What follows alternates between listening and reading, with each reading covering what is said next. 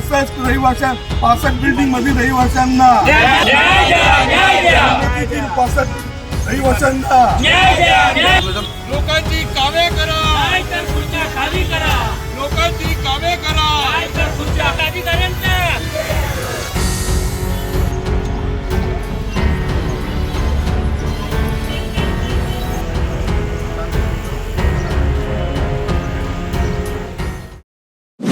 आमचे महाराष्ट्र प्रदेश काँग्रेसचे नवनियुक्त अध्यक्ष माननीय हर्षवर्धन सपकाळ साहेब यांच्या आदेशानुसार संपूर्ण महाराष्ट्रात जिथे महानगरपालिका आहेत, नगरपालिका आहेत, झेडपी आहे, अशा सर्व ठिकाणी त्या जिल्हाध्यक्षांना प्रशासकीय राजवटीच्या विरोधात धरणे आंदोलन करण्यात सांगितलं आहे. याचं कारण असं आहे की आपल्या सर्वांना माहिती आहे की शेवटची निवडणूक ही 2015ला महानगरपालिकेची झाली होती.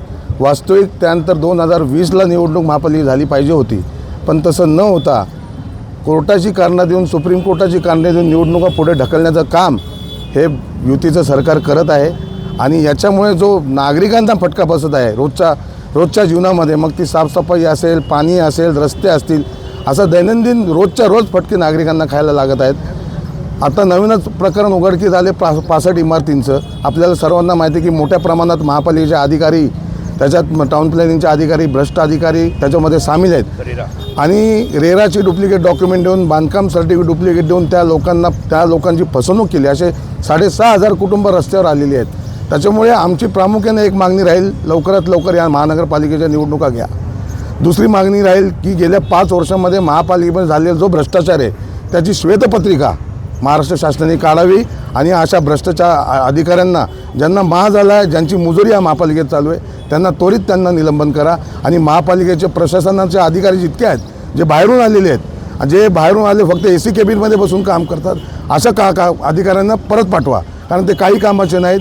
पूर्ण महापालिकेमध्ये संपूर्ण वॉर्डामध्ये आज तुम्ही कचऱ्याचे ढीग बघाल, गटारे तुंबलेले बघाल, ड्रेनेज लाईन वाहत चाललेले बघाल, अशी दुरावस्था गेल्या अनेक महिन्यापासून चालू आहे. आज आम्ही नगरसेवक नाही आहे, तरी पण एक लोकांसाठी जाणीव आहे म्हणून आमचे कार्यालय सुरू आहेत. आणि त्या माध्यमातून जेवढी शक्य असतील तेवढी काही ठराविक हाताच्या बोटावरची नगरसेवक काम करत आहेत. अन्यथा सगळीकडे महापालिकेमध्ये कामांचा बोजवारा उडाला आहे. त्याच्यामुळे महापालिकेच्या आमच्या आयुक्तांना विनंती असणार या माध्यमातून की जे भ्रष्ट अधिकारी आहेत त्यांना पाठीशी घालू नका, जे माजोडे अधिकारी आहेत त्यांना पहिले निलंबन करा आणि सगळ्यांना व्यवस्थित कामाला लावा, जेणेकरून महापालिकेची परिस्थिती सुधरेल.